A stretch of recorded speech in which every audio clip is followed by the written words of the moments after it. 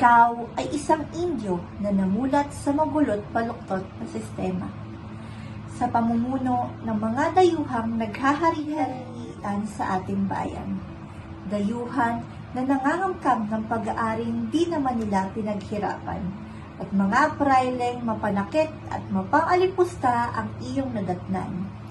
Isa din akong Indio na namulat sa magulot baluktot na sistema ng pamahalaang pinamumunuan ng diktador at mapang-abuso sa kapangyarihan. Sa panahong ito, may pera lamang ang boses na pinakikinggan at totoo nga palang nakapiring si katarungan at bingis sa katotohanan. Saludo ko sa iyo sa katapangang nilaan mo para sa ating bayan. Isa kang huwaran, ang iyong mga nobela ang aming naging sandigan. Hindi mo pinagdamot ang iyong kaalaman, pagkus ito'y iyong nilathala sa mga pahayagan ng walang takot at pag-aalinlangan.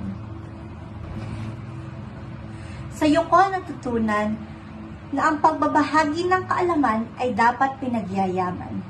Bilang isang psikolohista, tungkulin ko na palawakin ang kaalaman ng mga kabataan sa halaga ng respeto, sensibidad at kakulangan ng sapat na basehan sa paghusga.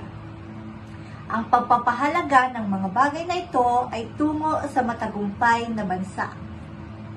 Ang pagiging isang kritikal na mamamayan, isang pribilehiyo ng isang tulad ko. Ang kritikal na pag-iisip ay taglay ko na aking binabahagi sa kapwa ko kabataan.